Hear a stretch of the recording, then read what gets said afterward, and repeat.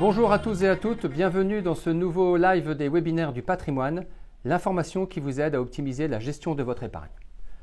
Comme toujours, nous souhaitons que ce moment soit le plus interactif possible et à ce titre, vous avez dans le bas de votre écran un bouton vous permettant de poser toutes vos questions auxquelles nous aurons plaisir à répondre à la fin de cet entretien.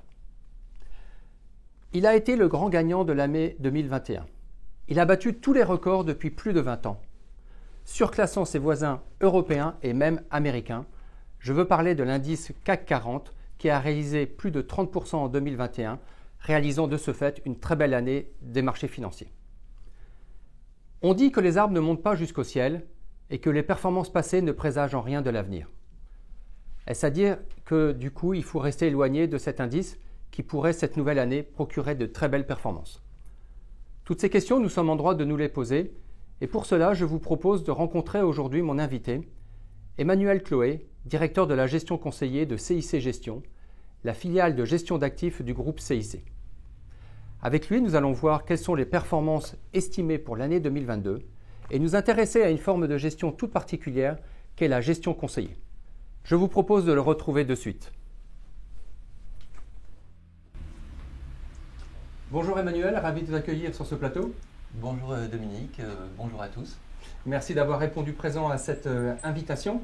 Alors, comme on l'a vu, effectivement, beaucoup de questions se posent sur l'évolution des marchés.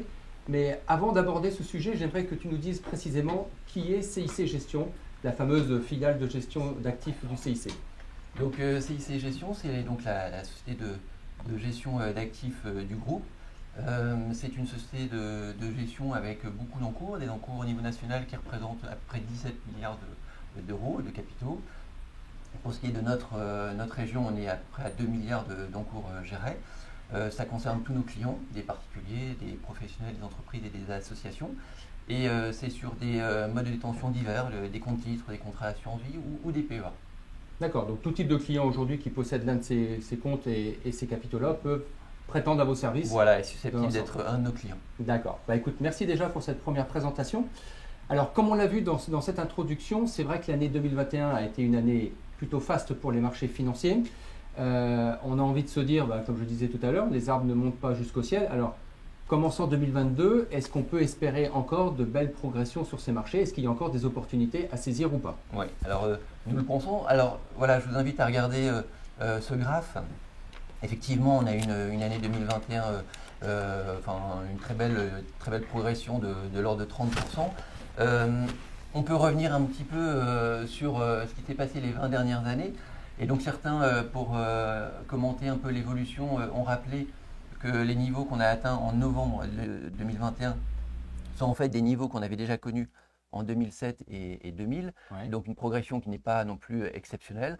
Mais voilà, il faut ajouter à cette progression du CAC en fait les coupons. Ce que versent les dividendes, les sociétés à leurs actionnaires. Et donc, on retrouve en fait la performance de l'indice, mais là, avec les coupons, c'est la courbe de rouge.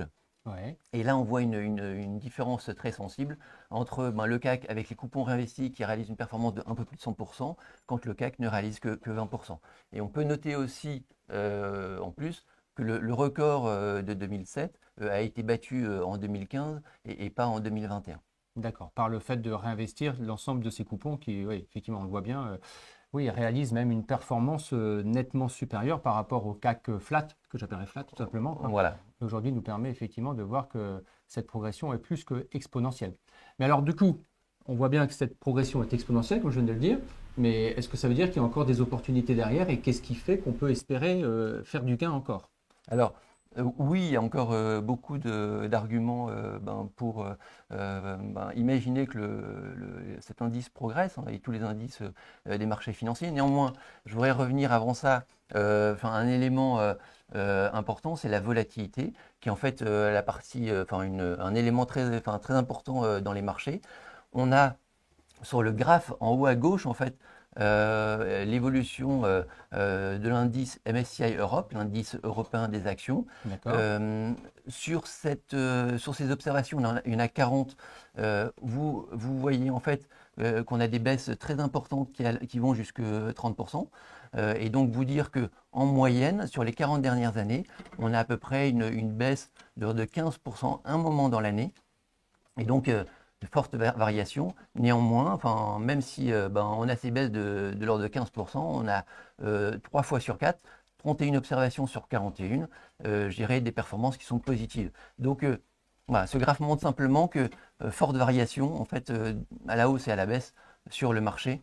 Néanmoins, on a à la fin une performance qui s'avère souvent positive. D'accord. Donc, ces périodes de baisse dans une année même qui termine en forte hausse comme on l'a connu en 2021 sont tout à fait normales et peuvent, à mon avis, du coup, pour vous présenter des opportunités. C'est ça, en fin de compte, que tu essaies de nous dire. C'est exactement ça, c'est que tout au long de l'année, on a des fenêtres de tir où effectivement on peut investir et garder, je dirais, en mémoire c'est moins 15 une fois dans l'année pour se dire c'est peut-être là où on doit rentrer dans le marché. D'accord. Donc, ce n'est pas un long fleuve tranquille, mais de toute façon, à terme, on sait qu'il y a forcément du gain Voilà. si on sait rester une certaine durée. En Et fin de compte. c'est tout à fait lié en fait au marché. D'accord. Alors, je voudrais qu'on s'arrête un petit peu aussi sur le graphique de droite qui présente quand même un intérêt indéniable. Là, tu voulais nous en dire 2 mots un petit peu. Exactement. En fait, il est toujours très très difficile de toucher le point le plus bas de l'année. Hein. Ça, c'est bien sûr quelque chose qui est impossible à faire. Et voilà, je voulais attirer l'attention sur le fait que, par exemple, là, on a l'indice mondial des actions, une observation entre 2005 et 2020. Quand un épargnant, un actionnaire arrive le 28 février 2005 pour rester jusqu'au 28 février 2020, il va avoir une performance de 9,74% par an en moyenne. Par contre, celui donc là, ça veut dire qu'il est investi tout le temps. il est investi tout le temps sur cette période et il a une performance de 9,74. Celui qui va louper les 10 meilleurs jours de bourse tous les ans pendant ces 15 ans n'aura que 6% en fait de performance. Ah oui. Voilà. Donc 10 jours simplement permet. Ouais, voilà, et ainsi de suite. Celui qui, bien sûr, loupe les 40 meilleurs jours de bourse par an, lui sera quasiment à zéro, va annuler en fait sa performance. D'où l'intérêt de rester le plus longtemps possible investi, y compris dans les phases de baisse. D'accord. Donc effectivement, là où on aurait tendance à se dire oh là, je vais être prudent, je vais prendre un petit peu de recul, au contraire, pour toi, c'est ce moment-là où il faut rester pour pouvoir profiter de la hausse qui continue. Voilà, exactement, c'est ce qu'on… D'accord. Ok.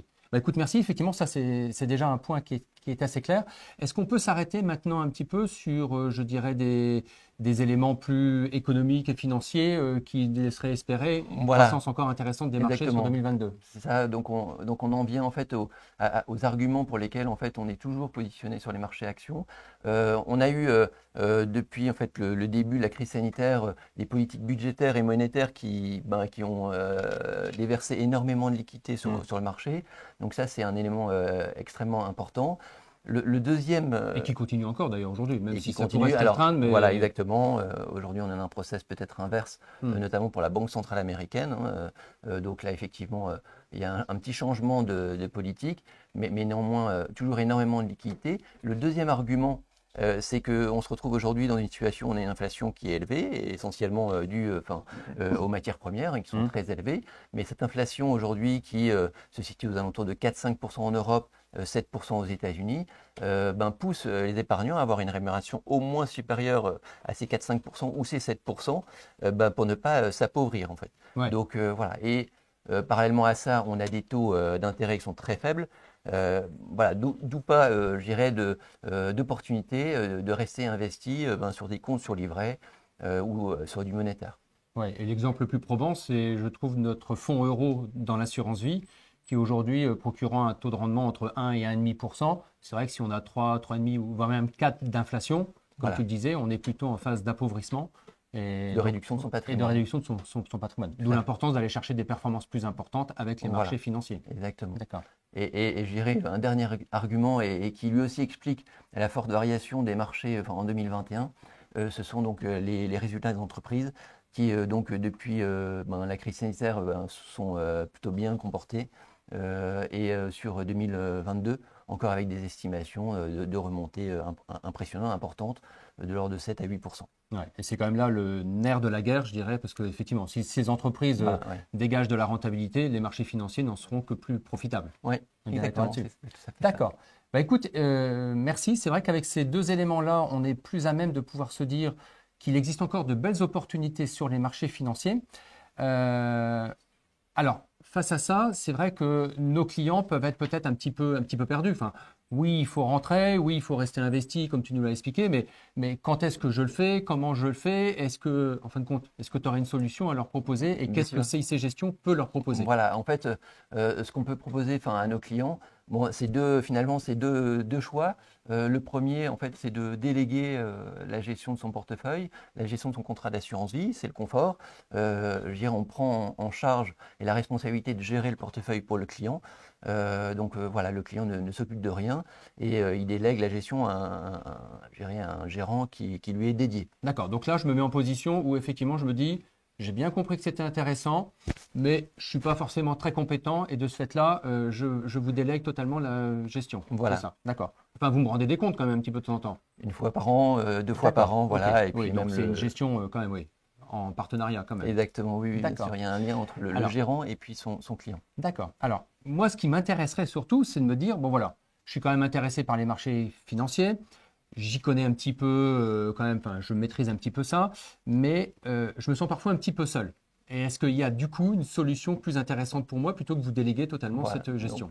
C'est ce qu'on appelle la gestion conseillée, où là, c'est la liberté du client de faire ses choix, d'être accompagné, d'être informé. Là, vous voyez sur le document qui apparaît, c'est toute l'offre, hein. Donc, ça passe par un ensemble de conseils, en premier lieu sur l'allocation d'actifs, la répartition des actifs du client, des actifs financiers entre les produits taux, les produits actions, la répartition géographique. Ça passe aussi par toute une série de conseils sur une section de fonds communs de placement. Donc là, il en existe des milliers en Europe, aux États-Unis ou même dans les pays émergents, au Japon. Donc là, dans tous ces fonds, on accompagne nos clients pour sélectionner les meilleurs fonds. Et je dirais le troisième point, c'est bien sûr une sélection de titres en direct, principalement sur les places européennes ou américaines. D'accord, donc là, j'ai vraiment accès à toute la gamme des produits financiers qui existent sur le marché. Tout ce qui est coté, en fait. Tout ce qui est coté, j'ai possibilité. Voilà, D'accord. exactement. À partir du moment où ça peut se positionner, bien sûr, sur un compte titre ou un PEA ou un contrat D'accord, d'assurance. c'était la question que j'avais posée. Les supports, c'est forcément compte titre ou PEA. Exactement, voilà. On est sur. Sachant que les conditions d'accès, en fait, on peut mettre en gestion un portefeuille à partir de 75 000 euros pour un PEA et 100 000 euros pour un compte titre. D'accord, ok. Bon, donc on voit bien un petit peu les tenants et aboutissants de cette offre, mais ce que je voudrais, c'est qu'on rentre un peu plus dans le détail pour bien comprendre comment ça fonctionne et comment toi et tes équipes vous apportez une véritable valeur ajoutée dans cette prestation de service. Alors, la gestion conseillée, si je rentre dans le détail, c'est quoi précisément et ça fonctionne comment?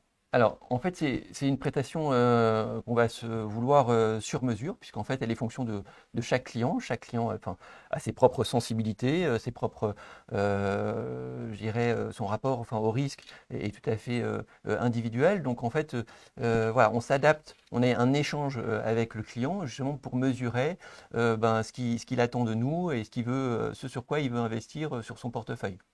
Ça, c'est le premier point. Le deuxième point, et qui va avec le premier, c'est un dialogue qui est permanent. D'accord. Forcément, le client va manifester un certain nombre d'intérêts. Mais permanent, c'est quoi? Ça peut être chaque jour?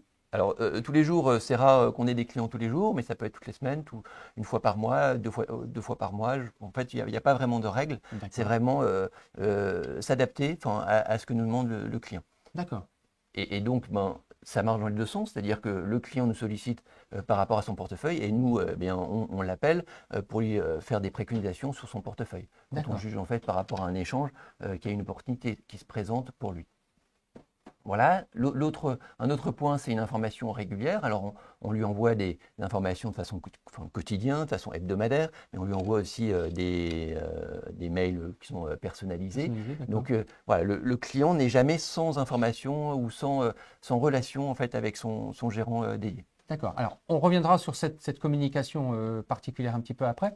Je reviens un petit peu donc sur ces titres que vous conseillez. On est bien d'accord que c'est open bar, soyons clairs. Moi, demain, si je vous demande des informations sur des titres qui ne sont pas forcément connus du grand public, vous allez pouvoir quand même Voilà, me renseigner là-dessus et on va pouvoir échanger, quitte à ce que derrière, vous puissiez même me faire des propositions autres auxquelles je n'avais pas forcément pensé. c'est tout à fait ça. En fait, on a un outil, on a accès à énormément de recherches de sociétés de bourse qui nous permettent de répondre à tout ce que pourrait nous demander un client à partir du moment où le titre en question est coté, est public où on peut apporter un avis personnel, une conviction par rapport au titre qu'il choisit. Donc voilà, c'est nos outils qui nous permettent de répondre individuellement à chaque client. D'accord. Et alors donc, cet échange se fait. Alors, en général, à mon avis, c'est principalement par téléphone. Quand on échange comme ça régulièrement, c'est principalement par téléphone. Oui, il y a un peu Ouais. des deux, Un un peu petit des peu deux, de mail, mail, un petit peu de Si téléphone. je suis au mais- téléphone et qu'on échange, et puis on tombe d'accord, je suis d'accord avec tes propositions, je te dis, ouais, ok, on investit sur ce truc. Ça se passe comment? C'est à moi de passer l'ordre ou vous le passez à Alors, votre niveau? voilà, dans Qu'est-ce qui se pratique? 80% des cas, en fait, on passe l'ordre à la voix. Donc le client nous demande, voilà, est-ce que vous pouvez acheter tel ou tel titre pour telle quantité, pour tel compte, et donc on le passe à la voix sans confirmation derrière d'un mail. Toutes les conversations sont enregistrées, mais après Ah ça oui, peut être d'accord. aussi par mail ou le client peut lui-même aussi passer ses ordres s'il le souhaite, voilà, sans nous en avertir. Bon, sachant D'accord. quand même que même s'il devait passer des ordres, nous on a un compte rendu de ce qui passe et on peut le rappeler pour lui dire attention, vous avez passé tel ordre, nous sur ce titre on est plutôt acheteur que Ah vendeur oui, ou d'accord. vendeur Ah ouais, qu'acheteur. Donc d'accord. voilà, il y a toute une relation qui est faite aussi a posteriori quand le client passe lui-même ses ordres. D'accord, d'accord. Ouais, donc il y a vraiment une proactivité, je dirais, de part et d'autre pour que ce service soit vraiment le plus vivant possible, quoi. C'est un Exactement. point important. D'accord. Ok. Alors, on voit bien tout ça. La passation d'ordre, d'après ce que j'ai bien compris, en fin de compte, les communications téléphoniques sont enregistrées et c'est ce qui fait foi si jamais il y avait un litige dans l'ordre qui était C'est passé, exactement ça. tout Voilà, simplement. c'est la raison pour D'accord. laquelle en fait Toutes les on communications enregistre, sont sont enregistrées. enregistrés. Tout à fait. Donc oui, c'est quand même une simplicité pour nos clients qui, je dirais, au milieu de leur travail, peuvent très bien passer Exactement. ce type d'ordre. Ou inversement, nous, quand on n'appelle pas toujours à un créneau où le client nous attend et donc des fois, il peut se retrouver, je dirais, à un endroit où il n'a pas accès à l'information financière et donc voilà, on passe l'ordre à la voix et c'est beaucoup plus simple. D'accord, ok. Bon, bah, effectivement, oui. Alors, c'est vrai que cette notion de sur-mesure, elle prend toute sa dimension aussi. Là, on le sent bien Exactement, que voilà. c'est Dans quand même cette quelque passation chose. d'ordre aussi. Ouais. Ouais. Alors, ok, tout ça, je pense que ça a quand même un certain coût, un certain prix, parce que ben, votre prestation, elle est quand même très professionnelle et donc derrière, je pense que vous vous appuyez aussi sur des échanges faits avec d'autres personnes. Exactement. Vous êtes pas seul. Et donc, ce prix, si on en parle un petit peu, qu'est-ce que ça donne aujourd'hui? Voilà, en fait, on est sur une tarification de 1,20% sur l'année, sachant que cette tarification, elle se répartit en trimestres. Donc ça fait 0,30 TTC au trimestre. D'accord, ok. Donc globalement, si je fais un calcul rapide, j'ai un portefeuille de 100 000 euros, ça me coûte 300 euros à peu près par trimestre. Exactement. C'est ça? Pour Oui, avoir toute exactement. votre disponibilité Voilà. H24. Alors H24 peut-être pas? On est quoi Alors, dans les horaires? non, dans les horaires, on est plutôt du 8h30 à 18h en fait. D'accord, donc les heures d'ouverture des Un petit marchés. peu plus large, parce peu plus qu'après il y a large. les marchés américains, mais voilà, jusque 18h en fait, on est joignable. D'accord, ok. Donc effectivement, pour 300 euros, c'est ce qu'on disait tout à l'heure, à peu près le coût du service sur un portefeuille de 100 000 euros. Alors qui est un peu progressif ou dégressif, pardon, plutôt, j'ai envie de Dégressif dire, par rapport en fonction de la aux taille encours, voilà, des encours qui du sont portefeuille. confiés en gestion. D'accord. Et on rappelle que ça, c'est aussi bien éligible à une clientèle pour des gens particuliers comme des associations ou des entreprises. On n'est Voilà, pas ou des professionnels. ou des tout à fait. professionnels. Voilà, On n'est bien pas sûr. sur une clientèle simplement particulier. Non. Ok. Alors, la relation clientèle maintenant, j'aimerais qu'on la détaille un petit peu. Moi, demain, je viens te voir, je suis intéressé. Ça se passe comment? On signe quoi? On fait quoi? Alors, Enfin, qu'est-ce qu'on... on signe une convention D'accord. voilà, qui met en relation finalement le client, la banque et la société de gestion. D'accord. Cette convention, elle donne accès au client, je dirais, à une équipe. On est trois gérants pour le Nord-Ouest. Mhm. On a un numéro pour nous trois. Donc en fait, c'est un numéro unique qui vous permet d'obtenir votre gérant. Je dirais là, pour le coup, dans notre équipe, je dirais nos clients ont l'habitude d'avoir l'un de nous trois, mais ils pourraient très bien aussi se dire, bah, moi je préfère parler à un tel qu'un tel, ou un tel m'a proposé ou préconisé une opération, et donc j'aimerais bien suivre avec lui. Voilà, tout est possible, mais voilà, c'est un numéro unique, permet d'être le plus disponible en fait pour nos clients. D'accord. Mais alors, ce numéro unique, parce que je pense que vous vous déplacez de temps en temps aussi. Donc, Alors voilà, moi, si j'appelle et que tu n'es pas là et que je veux te exactement. parler, ça se passe comment? Alors Ou... voilà, si nous trois, enfin, qui sommes à Lille, ne sommes pas disponibles, en fait, on est un peu plus de 30 gérants répartis sur toute la France. Et donc, le client aura enfin, un collègue de Lyon, de Paris, de Bordeaux, de Nantes, si toutefois, en fait, tous les trois, on était occupés. D'accord. Mais si jamais ils veulent vraiment vous avoir, on laisse un message Voilà, ils et transmettront un ils vous message et rappellent puis à ce on moment-là. rappelle, ouais, ouais, bien sûr. D'accord. Donc, c'est bien un dialogue permanent, hein, comme on le voit ici, entre vous et le client. Encore une fois, c'est dans les deux sens. C'est aussi bien vous qui appelez le client pour des propositions que dans l'autre sens, le client qui peut vous appeler. Alors, soit pour avoir peut-être une confirmation d'une position qu'il a entendue ou avoir des avis différents sur d'autres. Exactement. D'accord. Justement, je voudrais qu'on revienne sur les moyens de communication et on parlait tout à l'heure d'information régulière. Donc là, on voit qu'il y a 3 types de communication qui est proposée à nos clients. Tu peux nous en dire un petit peu plus? Oui, alors en fait, on envoie tous les jours un document qui donne un petit peu l'information des sociétés, un sentiment de marché, l'actualité économique. Donc ça, c'est pour que tous les jours, le client puisse avoir une idée des niveaux sur lesquels on se retrouve sur le marché. Ça, c'est le premier point. Le deuxième point, c'est une lettre hebdomadaire qui, là, sera plus une lettre par rapport à nos convictions sur des titres, sur des OPCVM, sur aussi des faits de marché, je dirais la position aujourd'hui sur les taux d'intérêt, enfin des sujets un petit peu plus en profondeur par rapport à nos convictions. Mm. Et puis ensuite, c'est des mails qu'on va envoyer. Alors là, pour le coup, il n'y a pas forcément de régularité, c'est en fonction des opportunités. Des mails en fait pour des souscriptions sur des fonds, des mails pour des investissements ou des instructions pour vendre, enfin des conseils de vente. Donc voilà, C'est les 3 formes de communication que vous avez et qui sont mis régulièrement à voilà, qui sont, disposition. on va dire, un petit peu plus institutionnels et D'accord. qui sont moins personnalisés, quoi. D'accord. Enfin, dans le mail ciblé, on a quand même déjà plus de personnalisation que dans la lettre hebdomadaire, je pense. Exactement, On est bien sûr, d'accord. puisqu'en fait, enfin voilà, je dirais quand on passe à l'achat sur un titre, voilà, on sélectionne les clients qui potentiellement pourraient être intéressés. Certains clients préfèrent investir sur des fonds et donc ne seront pas, je dirais, ne recevront pas le mail sur un titre en direct, par exemple. D'accord. Alors, j'ai bien compris que c'était du sur-mesure. Je vais pousser le raisonnement un petit peu plus loin encore, enfin même très très loin. Si demain, je décide d'investir l'intégralité de mon portefeuille sur une seule et même valeur, dans votre cadre de service de gestion conseiller, je peux le faire. Voilà, exactement. En fait, C'est peut-être pas le meilleur conseil, mais je peux le faire. non, non, mais en fait, c'est vraiment pour marquer le fait que tous les clients je dirais, sont uniques quelque part. Et donc, dire que finalement, chaque client a sa propre sensibilité. Et je crois que là, tu avais mis un exemple d'un portefeuille sur lequel, en fait, on avait un biais sur les énergies renouvelables, Ouais, c'est ça. C'est un client qui souhaitait, lui, avoir vraiment un portefeuille très vert, je vais appeler ça très exactement, vert. enfin, Et donc, il avait possibilité de voilà, constituer ce que portefeuille. des critères environnementaux. Et donc, ils nous avaient demandé en fait une sélection de valeurs. Du coup, voilà, on avait recueilli peut-être 30, 40 valeurs dans l'univers qui l'intéressait. Et puis, pour en faire une sélection, là, vous devez avoir à peu près une quinzaine de valeurs. D'accord. OK. Donc, réparti effectivement sur différents marchés Voilà, européens. 50 titres. Voilà, ouais, Donc, tous les c'est titres ça. ne sont pas éligibles. D'accord. Et Voilà, aussi bien en OPC qu'en alors titre là, vif, on pour le coup, peut avoir les c'est deux. un client qui souhaitait avoir des titres en direct. Donc, on avait choisi des valeurs en direct.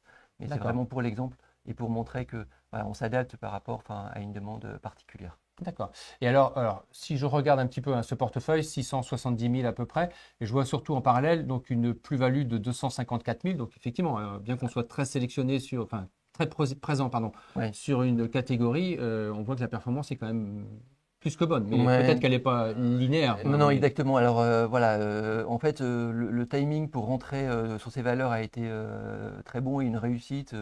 Parce que des fois, il en faut un petit peu. Et donc, ce client est arrivé en 2019.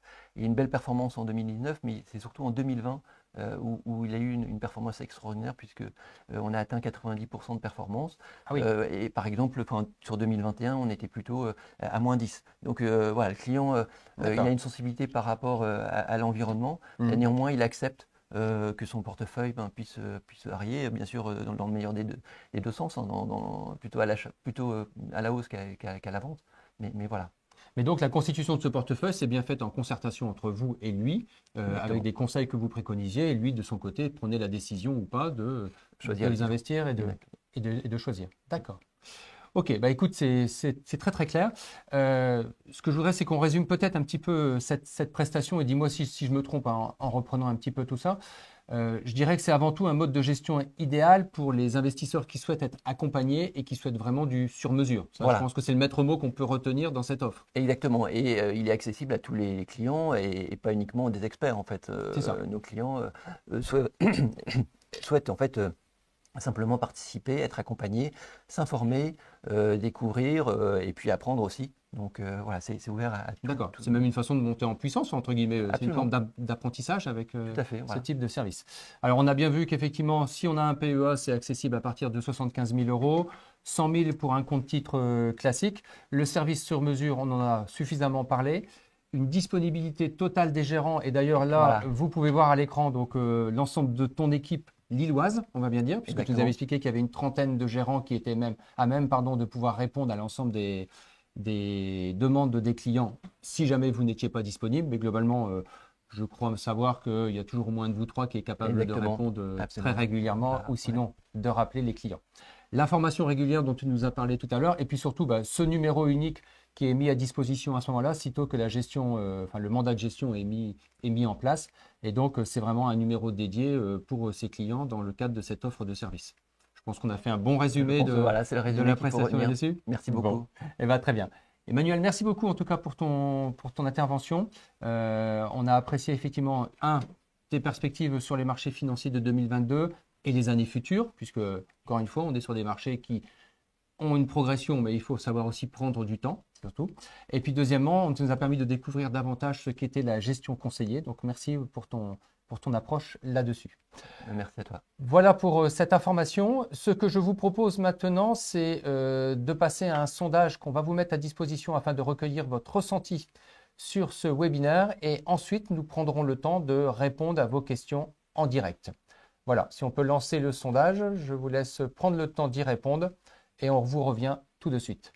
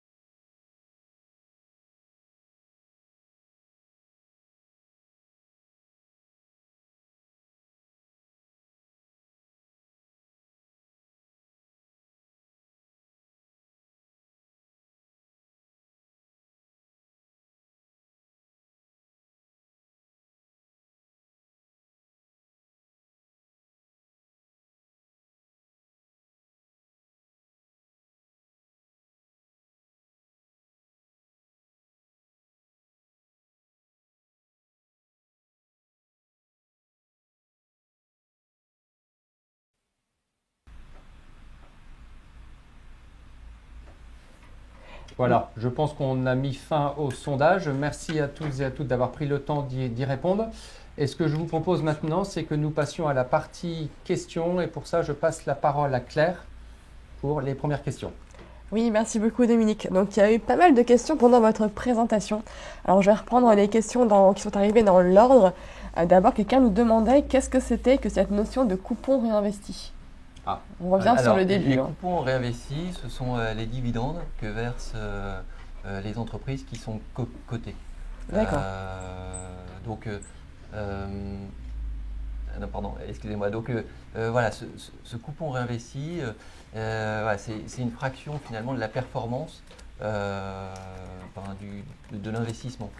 Si je peux me permettre un comparable par rapport à l'immobilier par exemple, ce serait le loyer en fait que vous touchez quand vous faites un investissement locatif.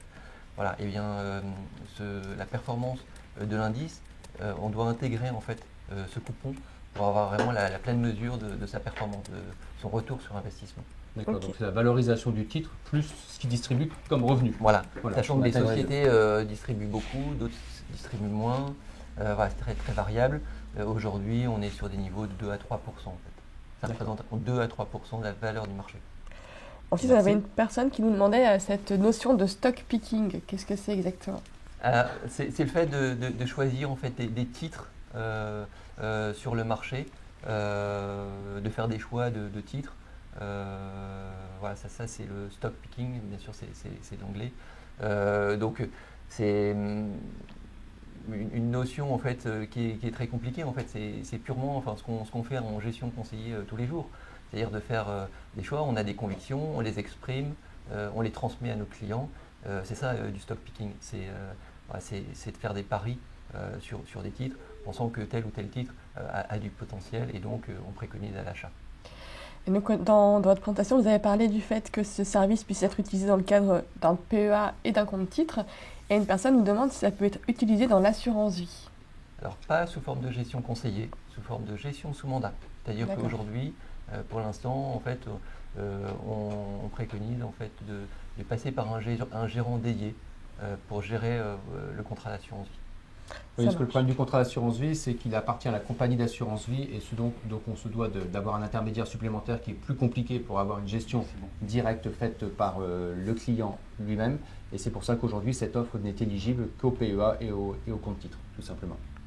Peut-être qu'un jour ça viendra, mais pour l'instant, ce n'est pas d'actualité. Ensuite, on nous demandait s'il était possible de faire un essai sur un montant inférieur que 75 000 euros.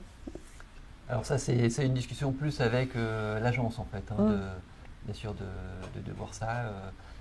Voilà, ce sont des règles qu'on a établies. Effectivement, c'est des règles qui ont été placées sur ces niveaux-là. C'est plus à la direction commerciale de répondre. Nous, on est ouvert à tout en fait. On s'adapte. Maintenant, après, il y a une raison aussi qui est importante d'équité entre les clients. Et donc, bah, voilà, on est quand même obligé de mettre des seuils d'accès. Ça Et marche. sachant qu'un client qui s'engage sur une gestion sous mandat, gestion conseillée, pardon, peut la dénoncer à tout moment. Voilà, ouais. Il n'y a pas, pas d'engagement il y a pas dans la d'engagement durée. dans la durée. La mise en place, comme la clôture, se fait par un simple mail. En fait. Et quel est l'horizon en fait, de placement qu'Emmanuel vous recommanderiez pour un tel investissement? Alors on est sur des horizons de placement au moins de 7 à 8 ans quand on investit sur les marchés actions. Maintenant, la gestion conseillée, ça englobe non seulement le marché action, mais en fait tous les actifs financiers. Donc, avoir aussi en fonction de l'horizon de placement, en fait, une certaine allocation d'actifs. Et à ce moment-là, on pourrait réduire de 7 et passer à 5, voire, je dirais, même sur des durées plus courtes. Sauf qu'aujourd'hui, sur des durées plus courtes, on ne prend pas d'initiative pour prendre trop de risques.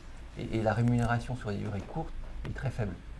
Voilà, donc aujourd'hui, on est plutôt dans des horizons de placement de 5 à 8 ans. Ça marche. Quelqu'un nous demande s'il y a une différence entre la gestion conseillée et la gestion pilotée. Est-ce que c'est le même service? Alors, c'est pas du tout la même chose, puisque la gestion pilotée, c'est une gestion en fait sous mandat. On délègue complètement la gestion de son portefeuille. La gestion conseillée, réellement, le client participe au choix de ses valeurs. En tout cas, il valide. Nous sommes là pour faire des préconisations, lui proposer des opérations. Elles sont argumentées. Le client, par rapport à son expérience, à sa sensibilité, va nous dire oui, non, peut-être ou un peu plus tard. Voilà. Mais c'est le client qui, au final, aura le dernier mot. Une gestion pilotée est complètement déléguée. D'accord. On nous dit aussi, quelqu'un nous faisait une remarque, nous disait que les évolutions donc, qui avaient été présentées sur les graphiques étaient sur du très long terme. Et il nous demandait si on prenait aussi en compte le contexte géopolitique, si ça avait, voilà. Oui, c'est tout à fait d'actualité. Vous voyez, par exemple, hier, le marché qui a perdu 4%. Aux États-Unis, pareil, on est allé même jusqu'à 6% pour revenir positif. Et ça, c'est lié notamment à la Banque centrale, qui normalement doit ce soir nous annoncer son programme de hausse des taux d'intérêt pour 2022. Mais c'est bien sûr lié au contexte géopolitique et à l'Ukraine. C'est un petit peu ça aujourd'hui qui fait danser un peu le marché. Ça marche. Donc c'est forcément une donnée qui est prise systématiquement en considération. Exactement, et je dirais même que autant sur les prévisions en termes de calendrier de hausse des taux, on a un avis, On est plutôt à imaginer que les banques centrales vont accompagner le marché, ne vont pas brusquer le marché, donc feront ça de façon très progressive. Autant sur l'aspect géopolitique, là, tout le monde peut avoir un avis. On a vu hier que les États-Unis demandaient à ce que les familles qui étaient en poste à Kiev soient rapatriées, donc ça apporte tout de suite de la tension. Et là, sur le marché, une forte baisse. Pour ça, on n'est pas plus compétent que nos clients sur ce sujet-là, en fait. Mais d'où l'importance de ce qu'on disait tout à l'heure, de rester investi, même dans ces moments-là, voire réinvestir, parce que on a vu les conséquences que ça pouvait avoir de sortir trop vite ou trop tôt. Exactement, voilà, et on a vu aussi que tous les ans, en moyenne, on avait une baisse de l'ordre de 15%. Donc c'est peut-être en ce moment l'opportunité pour rentrer. Ensuite, on nous posait la question de savoir si vous proposiez d'investir dans des fonds de private equity. Alors, non, on ne propose pas, parce qu'en fait, c'est des fonds avec des durées très longues et ce sont souvent des fonds fermés. On n'y rentre pas et on ne sort pas aussi facilement qu'on le souhaite. Donc, non, on a un avis. Je pense que dans une allocation d'actifs, on peut effectivement investir en partie sur des fonds de private equity. C'est judicieux. Mais nous n'accompagnons pas nos clients dans la gestion, dans le choix des fonds de private equity. On nous demandait aussi comment s'inscrire de façon pratique au service de gestion conseillée. Allez voir son conseiller. Ça, c'est la chose la plus simple. Vous prenez contact avec lui et effectivement, il aura possibilité de vous proposer l'offre et de vous faire rencontrer. Alors, soit un des gérants physiquement, si c'est possible, ou sinon au moins d'avoir un premier contact par téléphone, ce qui est souvent plutôt ce qui est pratiqué. C'est tout à fait ça. Voilà. C'est quand même très important, cette notion de connaissance entre les gérants et le client, parce que vous avez bien compris qu'on était dans du sur-mesure, et du sur-mesure, ça nécessite de bien se connaître. Donc voilà, cette première entrée en relation est capitale. Ensuite, il y avait quelqu'un, je pense que c'est un dirigeant d'entreprise, qui nous demande si un compte PEA, c'est intéressant pour une entreprise ou s'il vaut mieux passer par un compte titre classique. Alors, le PEA, en fait, est lié à une personne physique. Donc, en tant que dirigeant d'entreprise, c'est son compte à lui, en fait, son patrimoine à lui. Voilà, un compte entreprise. Ne peut pas avoir de PEA. Voilà, donc c'est forcément un compte titre. Donc, okay. Tout à fait. Et de plus en plus, on a des comptes entreprises, comme on a des comptes d'association en fait, qui arrivent pour essayer bien sûr de faire la performance sur leur portefeuille. Ça marche. Et j'avais quelques questions supplémentaires. Est-ce que notamment les recommandations que vous pouvez faire, ça porte uniquement sur des fonds qui sont CIC ou ça va un petit peu au-delà? C'est vraiment ce qu'on appelle une architecture ouverte, c'est-à-dire que on propose des fonds, tous les fonds qui existent. On fait une étude de tous les fonds qui existent, une étude qui est essentiellement quantitative, voir l'historique des performances, mais aussi c'est une étude qualitative, la qualité de la société de gestion, la qualité des gérants, les stratégies qu'ils mettent en place. Donc ça n'est pas uniquement les fonds du CIC, c'est bien sûr tous les fonds qui existent. Et plus de l'exemple, c'était le portefeuille qu'on montrait, là, que je vous remets à l'écran, qui est vraiment composé de tout type. Voilà, alors on aurait pu vous donner un exemple aussi d'un portefeuille qui est constitué de plein de fonds divers et variés, mais on est ouvert en fait. Et est-ce que les salaires des gérants, est-ce qu'ils sont liés à la performance de leurs conseils? Pas du tout la politique du CIC, donc on a une rémunération qui est fixe en fait. Alors ça, j'apporte un point précis là-dessus, c'est la politique vraiment de la maison, de l'ensemble du groupe. Aucun des commerciaux n'est commissionné en fonction des performances qu'ils réalisent. La volonté, c'est vraiment de vous apporter le service qui vous corresponde, quel que soit le type de produit. Donc voilà, c'est ça qui compte avant tout, et de ne pas avoir un commissionnement qui pourrait fausser les cartes. Et est-ce qu'il y a une stabilité des gérants par rapport aux conseillers qui tournent dans les agences? Si je peux prendre mon cas personnel, ça fait 21 ans je suis gérant d'actifs au CIC, mais que ce soit Adrien ou Vincent, pareil en fait, c'est un poste qu'ils occupent et qui ne viennent pas de l'extérieur en fait. Donc tout à fait, on a une culture d'entreprise, on est très, très attaché à notre maison. Ça marche. Et quelqu'un me demande si en matière de rentabilité, est-ce que c'est la même chose entre un PEA et un compte titre? Alors non, Non, parce qu'en fait, un PEA va être investi sur des actions européennes. Un compte titre aura un spectre beaucoup plus large des marchés étrangers, pourra même participer à des stratégies sur des produits qui ne sont pas des produits actions et produits taux, produits hybrides. Donc voilà, c'est deux choses différentes, donc deux performances complètement différentes. Ça marche. Fait quelqu'un qui est client, qui est suivi en gestion conseillée, mais qui ne reçoit pas ses lettres hebdomadaires. Je pense que je vous enverrai le nom de la personne. Voilà, c'est un truc qu'il faudra vérifier. Ouais. Alors, qui n'hésite pas à nous envoyer un mail à ce moment-là et donc qui répondent dans le cadre de l'invitation. Il y avait possibilité de poser des questions. Qui n'hésite pas à nous envoyer un mail et on routera à ce moment-là à Emmanuel pour rectifier ça le plus vite possible. Bien sûr. Après, quelqu'un nous demande sur quel type de mandat on propose en gestion conseillée. Il n'y a qu'un seul, enfin c'est un seul il n'existe qu'un seul mandat. En fait, c'est une convention qui met simplement, je dirais, en place la relation entre la banque, la société de gestion et le client.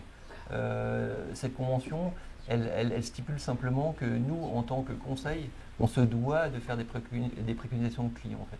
Et que le client, lui, accepte ou pas les préconisations, bien sûr, mais ne sont pas, il se sent libre d'arrêter ou pas la convention de gestion. Donc voilà, c'est quelque chose d'assez simple en termes de mise en place. Voilà. Il n'y a pas de contrainte particulière, parce qu'il n'y a pas de durée, en fait. Et est-ce qu'il y a des titres auxquels on n'a pas accès, des actions ou des... Je pense notamment par exemple aux crypto-monnaies ou des choses comme ça. Voilà, alors il y a effectivement tout le sujet des crypto-monnaies pour lesquelles on ne fait pas de préconisation, mais c'est aussi lié au fait que sur les PEA comme sur les comptes titres, c'est pas éligible. Donc voilà, on ne donne pas d'avis sur les crypto-monnaies. Et est-ce qu'il y a des actions qui seraient exclues ou auxquelles les clients n'auraient pas accès? Quelqu'un nous dit l'action Nike par exemple. Non, j'en vois pas. Tout à l'heure, il y avait une question sur le private equity. Bon, ça, c'est des fonds fermés, donc c'est exclu. Mais non, il n'y a aucune raison. Après, il y a les questions liées à l'éligibilité sur le PEA. Donc le PEA, un compte titre restreint. Mais sur les comptes titres, on peut mettre tout ce qui est coté. Oui, finalement, c'est plus pour le PEA où il y a des restrictions, des contraintes qu'on ne retrouve pas dans le compte titre. Que ce soit sur les titres, tout à fait. Alors après, une personne nous demandait de recevoir le tableau des tarifs en fonction des montants investis. Donc ça, on pourra lui transmettre. Et de toute façon, vous aurez le replay à votre disposition et dans le replay, vous verrez aussi apparaître ces fameux tableaux avec l'ensemble des diapositives qui ont été projetées. Et la tarification. Et la tarification de ce fait. Oui, voilà, on nous demandait du coup s'il y avait des frais d'arbitrage, d'achat, excepté les 1,2% annuels. Oui, tout comme il les aurait sans avoir une convention de gestion en fait. Le client qui aujourd'hui participe ou achète ou investit en bourse ou sur les marchés par lui-même, a des frais de transaction. Tout à fait. Mais ça ne change rien à la convention de gestion.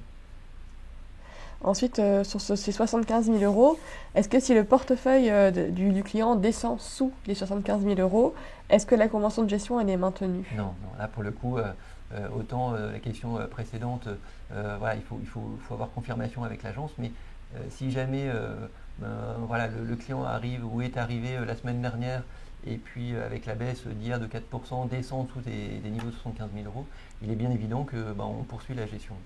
Ok. On nous demande aussi s'il y a des frais particuliers pour les PEA. Non. Okay. Il y a juste, pas plus que ceux annoncés. Ouais. Non, après il y a la fiscalité.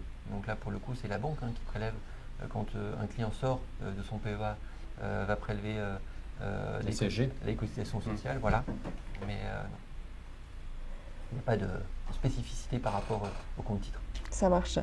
Et est-ce que c'est l'équipe lilloise qui choisit les valeurs et comment vous prenez vos décisions? Alors en fait c'est collégial, je vous disais tout à l'heure qu'on avait à peu près une trentaine de gérants, donc c'est tous ensemble en fait où on essaye de définir des stratégies et après effectivement il y a un filtre régional où on va avoir nos propres convictions. Mais je dirais le départ et je dirais le fond c'est quand même cette société de gestion et ces 30 gérants. Voilà. Et combien de portefeuilles gère chaque gérant à peu près? Alors, c'est plus, on va parler de relations, que de portefeuille, de compte titres. Et on a à peu près au niveau de 200-250 relations pour nous trois, oui, donc un petit peu en dessous de 100 par personne. Ok. ce qui nous permet d'avoir une relation régulière avec les clients. C'est quand même le but premier recherché, Exactement. je vous rappelle, dans ce service. Aussi régulière que possible. Ouais. Voilà. Et est-ce que vous communiquez régulièrement sur les performances des différents conseils? C'est une très bonne question. En fait, bien sûr, le client, on communique régulièrement sur sa performance. Ça fait partie en fait du suivi, en fait, de satisfaction je dirais, la prestation de gestion conseillée. Donc, aussi souvent qu'il le souhaite, on sait lui dire à quel pourcentage ou quelle performance il est. Bien sûr, performance nette de tous les frais, que ce soit la commission de gestion, les frais de transaction ou les droits de garde. Alors, je pense que là, on a fait le tour des questions. On a fait le tour des questions. Sauf si, Bah, en fait, quelqu'un nous demande, faites-vous des conseils personnalisés aux clients en fonction de ses appétences? Bon, c'est un peu logique de l'offre sur C'est tout à mesure. fait, voilà. Voilà. C'est on ne exactement fait que ça. C'est un bon résumé finalement Voilà. de notre prestation. C'est tout à fait en fonction de chaque client. Donc tous les clients sont différents. Tous les portefeuilles qu'on gère sont différents. Bien, Emmanuel, merci beaucoup encore une nouvelle fois pour ton intervention, pour cette présentation et la réponse à toutes ces questions qu'on a vues très très nombreuses. Merci encore à tous pour votre présence en ce live en direct donc depuis nos studios de Lille. Nous vous donnons rendez-vous donc pour notre prochain webinaire des rendez-vous du patrimonial lors d'un prochain numéro qui devrait avoir lieu d'ici un mois et demi à peu près. Voilà, merci beaucoup, bonne journée à tous Merci et à Dominique. très bientôt. Merci. Merci, à tous. au revoir. Au revoir.